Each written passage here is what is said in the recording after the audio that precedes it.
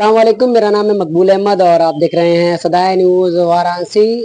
आज हमारे साथ जुड़ चुके हैं खानकाह अफाकिया मुजद्दिदिया बनारस से पीर शफीक अहमद मुजद्दी, जो सुफियान फाउंडेशन के चेयरमैन भी हैं।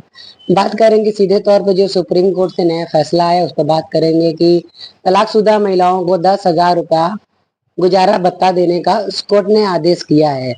इस तरह से देखते हैं कि जब तलाक हो जाता है तो इसको लेकर तमाम सियासत गर्म हो चुकी है। इसको यही बताया जा रहा है कि ओवैसी साहब ने कहा है कि ये पर्सनल लॉ बोर्ड के खिलाफ है। आप इसको किस तरह से देखते हैं? अल्हम्दुलिल्लाहि अला मा मदा वल्हम्दुलिल्लाहि अला मा बका अस्सलातु वस्सलामु अलैका या रसूलुल्लाह सल्लल्लाहु तआला अलैहि वसल्लम। हिंदुस्तान की सर्वोच्च न्यायालय ने जो फैसला तलाकशुदा औरतों के हक में दिया है वो सीधे तौर पर इस्लाम पर एक हमला है, क्योंकि इस्लाम का कानून किसी इंसान के बनाए हुए कानून पर नहीं है, बल्कि उसके अल्लाह और उसके रसूल ने जो कानून बनाया है, जिसे हम कानून शरीयत कहते हैं, उसी पर हम अमल करते हैं और अपनी ज़िंदगी गुजारते हैं। जब किसी मर्द ने किसी औरत को तलाक दे दिया तो शरीयत ने उसका फैसला किया कि 3 महीना 13 दिन का जो खर्च होता है उसके कपड़े का, उसके खाने का, वो उसे दिया जाए। उसके बाद वो आज़ाद होती है किसी दूसरे खाविन से निकाह करने की।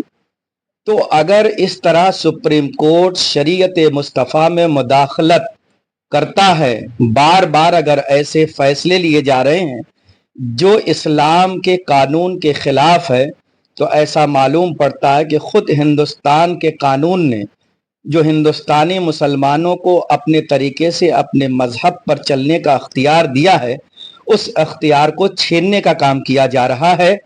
और चाहे सर्वोच्च न्यायालय के न्यायाधीश महोदय ने जिस तरीके से भी, जिसके दबाव में ये फैसला दिया है या उन्होंने अपनी मर्जी से दिया, हम कतअन इसको कबूल नहीं करते और हम उसी कानून पर अमल करते हैं जो कानून शरीयत है, जिस कानून पर चलने का हक हमें दिया गया है।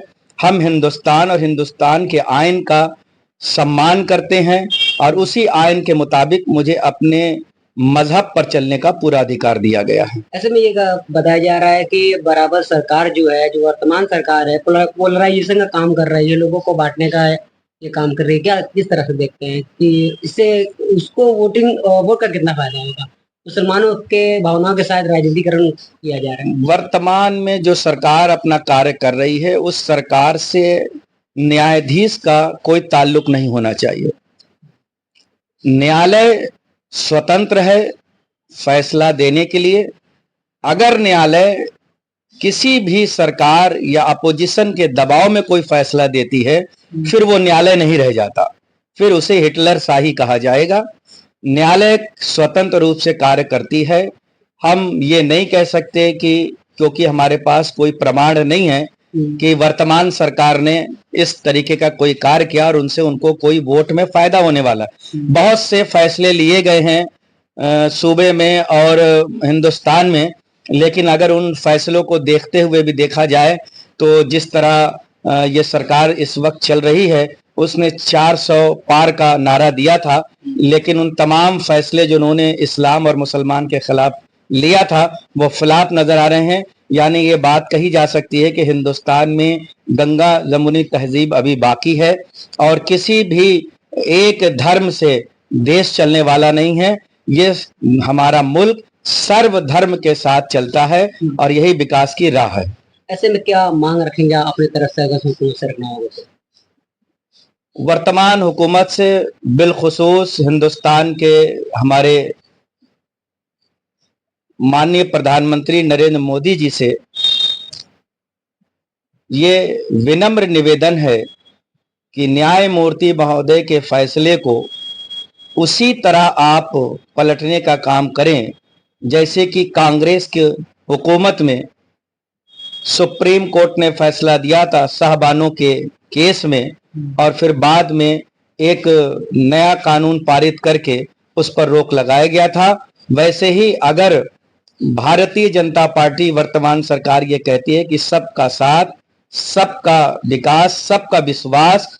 तो हमें विश्वास में अगर आप लेना चाहते हैं, हमारा विकास चाहते हैं, तो आप हमें अपने शरीयत पर अमल करने की पूरी छूट दें और इस फैसले को तुरंत वापस लें। अगर ये फैसला वापस नहीं भी लिया जाता है तब भी हिंदुस्तान का कोई भी मुसलमान इस फैसले पर अमल नहीं करेगा। ठीक ठीक, बहुत अच्छा लगा बात करके। मिलते हैं अगली अपडेट में।